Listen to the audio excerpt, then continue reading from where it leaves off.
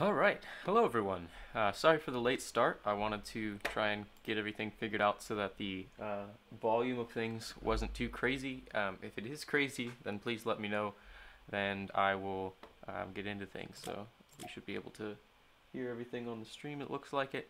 I wanted to make sure that the gameplay wasn't god-awful loud, because it usually is when I'm just playing with the headphones in. So um, I have a outline for today. Basically, this is going to be the pilot episode for a new section called Distracted Discussions.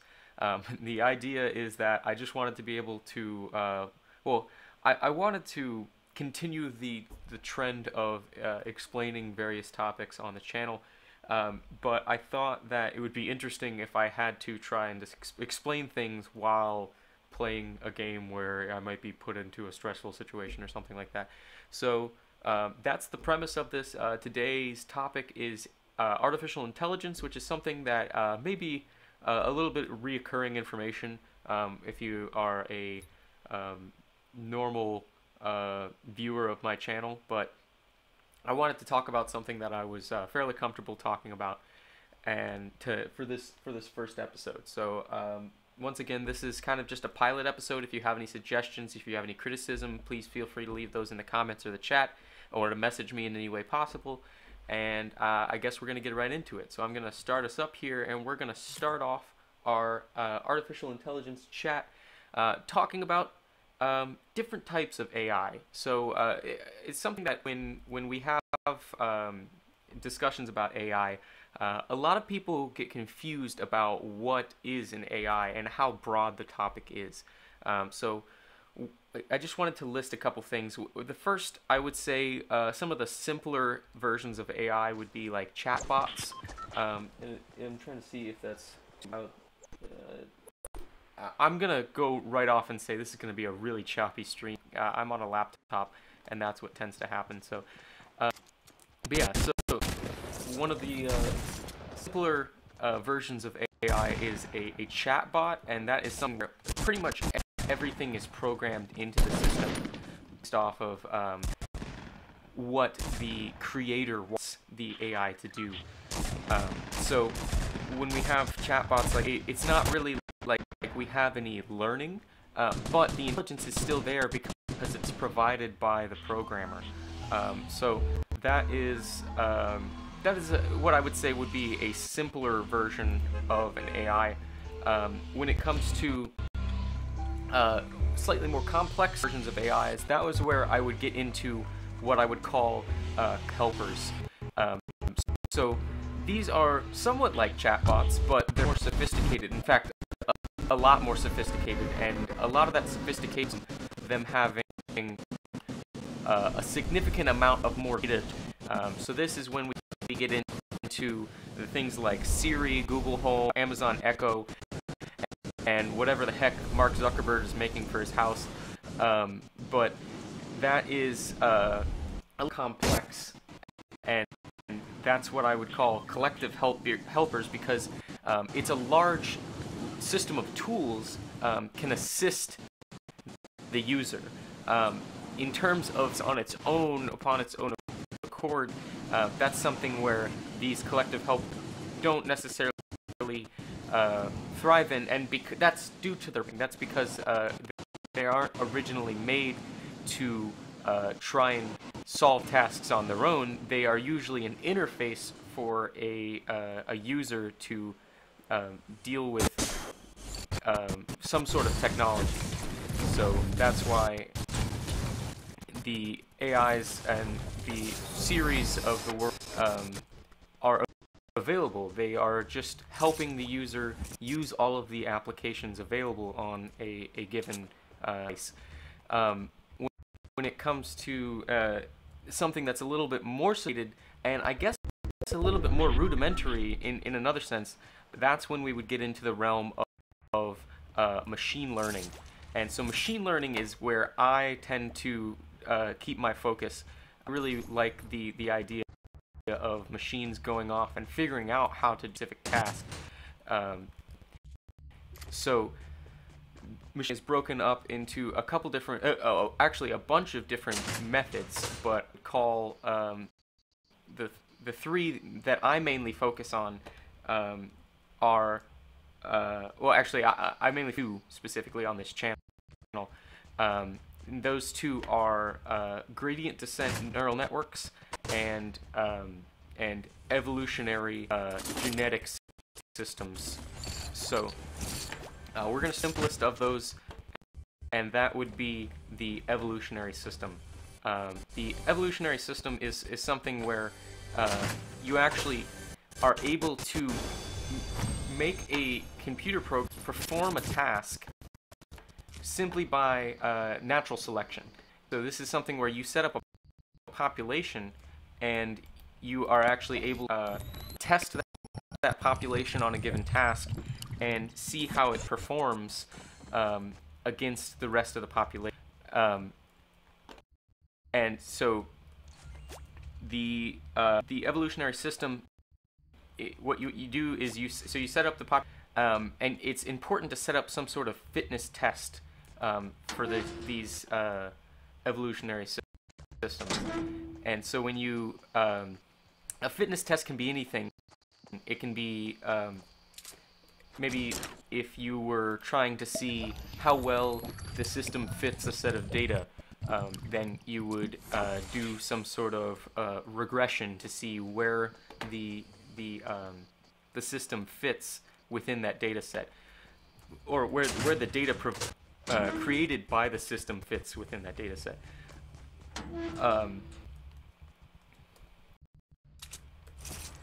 And so with that fitness test, you create some sort of score, and you can compare that score amongst the different children in that generation, and use that score to. Sorry, I don't know why I picked that up. No, I wanted to pick it up. I just don't know why I did that. But you use that score to. Yeah, I can see it's pretty choppy. Oh god. We're getting into the distracted part, aren't we?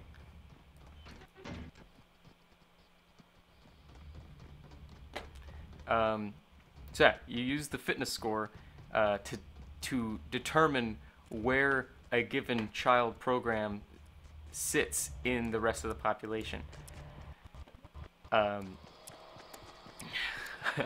This is definitely getting a lot more distracted than I thought. So the benefit of a genetic or evolutionary system is that it can test avenues at once. Because you're running a test on an entire population, several or a large portion of that population can move on to the next generation. And so when you take the best candidates from that population, it allows for some variation in the genetic data of those population candidates.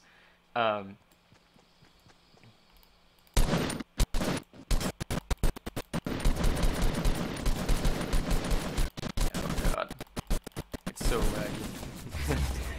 well, I guess that'll allow me to collect my thoughts a bit.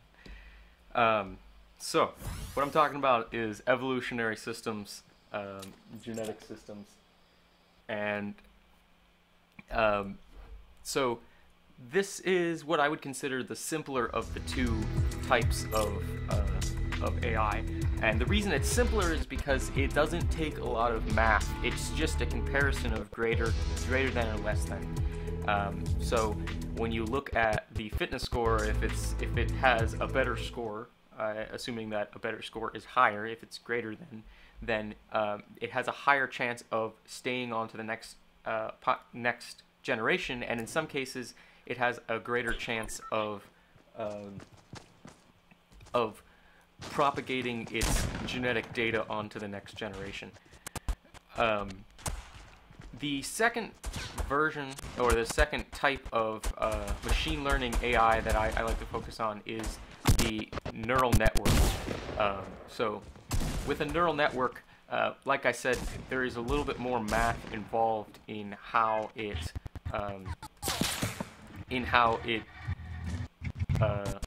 learns to perform a task. So what I mean by that, I should just explain the actual structure of a neural network. Um, the general buildup is of a thing called nodes. So the nodes are just multiplication factors that, or sorry, they're kind of holding states for data of different importance. So when it comes to, oh sorry, I'll keep going down a little more. You start with some input nodes where you're taking in sensor data, and with that sensor data, the nodes have connections to the next layer.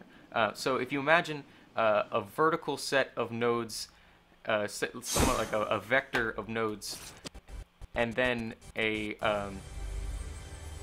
then you have a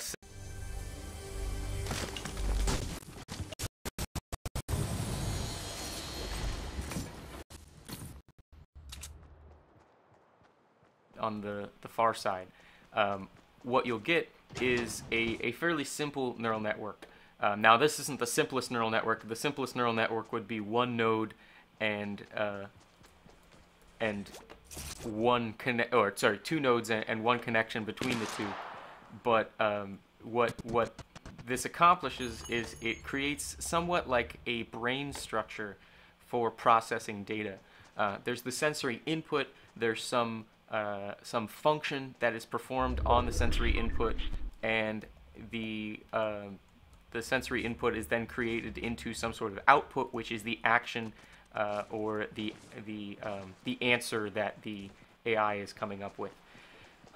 So these nodes, they can be any number between 1 and 0, or actually there's different variations. They can be more significant, whether they be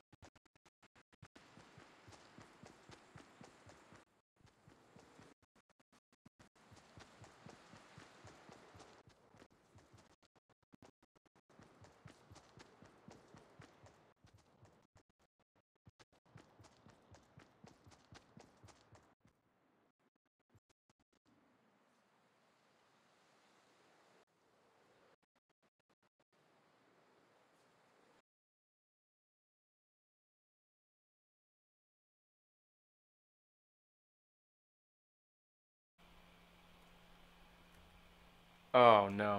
Okay. Um, that really sucks.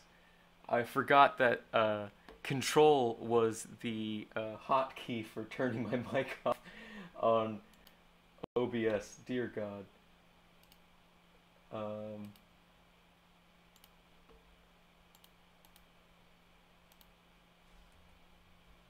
okay.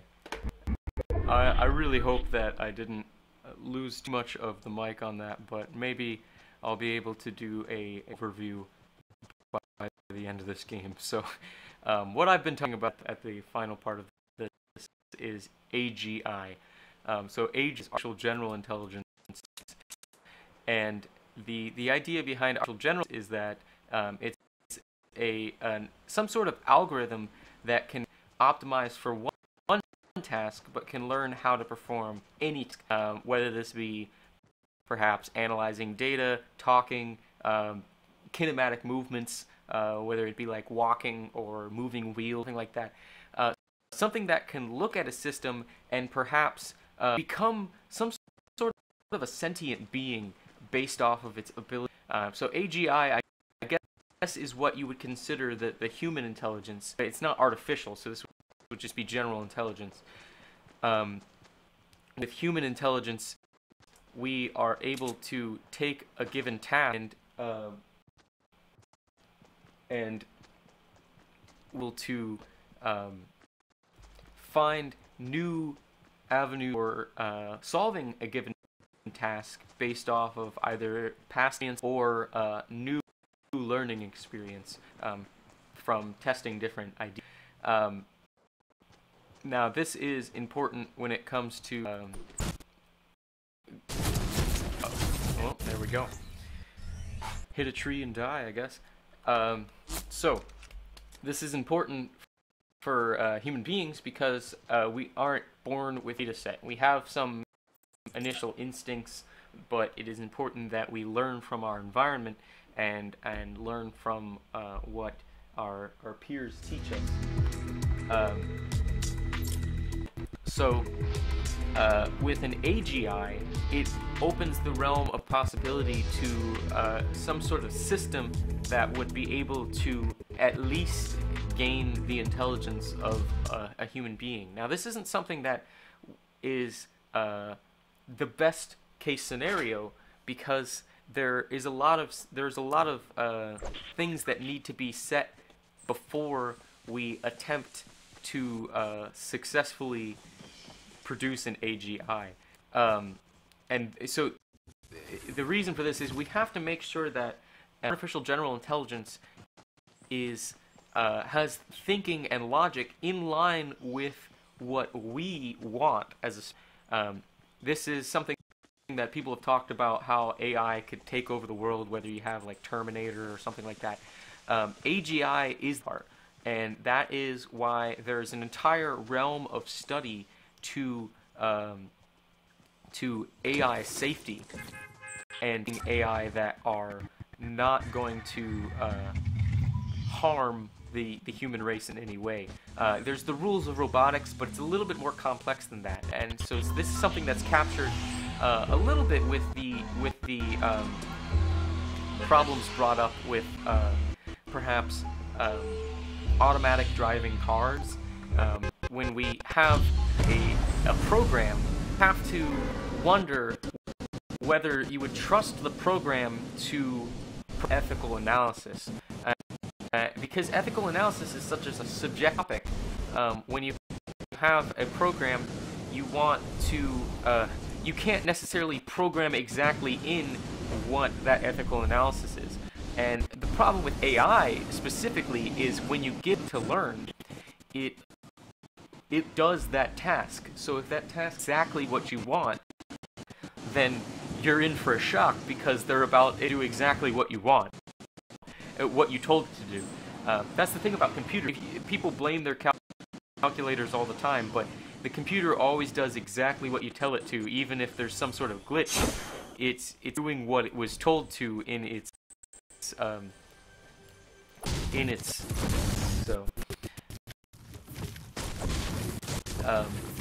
that is the problem that is currently being faced of AI because we're trying to see what direction we can go that will produce a super intelligence that will be on our side when it comes to ethical decisions and things like that. And it also brings up the idea of, like, what if it sees the problems with the human race? Then we are bound to get to a point where it might not think that the best decision is to keep us alive, and we have to well, it would then attempt to get rid of us. So it's important things to think about. So I wanted to just give a summary back on, and thank you, Ross, for letting me know about the mic problem. That's something that I should have dealt with before I even started the stream, because I was aware of it. But yeah, like I said, the control button, which is what is used to crouch, is actually what I had as the hotkey for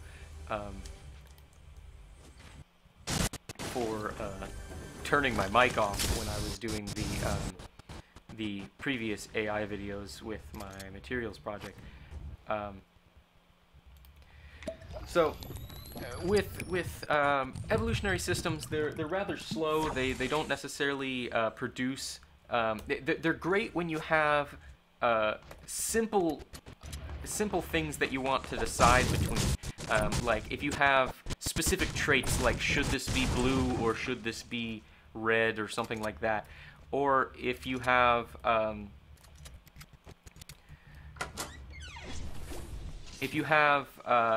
something like that, where you want to test a bunch of options at once. Sorry, once.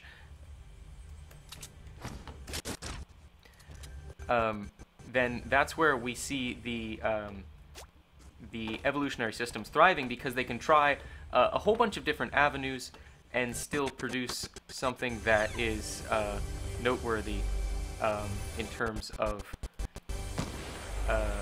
a solution. But as we've seen from regular natural selection, and I think I just destroyed that chest. Great.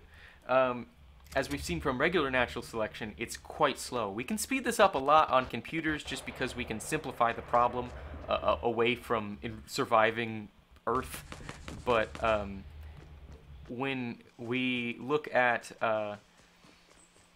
something that we want to learn a lot faster, it's a lot better to use a neural network. And so the neural network is where we are taking in digital data, or sorry, it's analog data, and we're kind of moving this data into a form where it's translatable into an action or some sort of answer.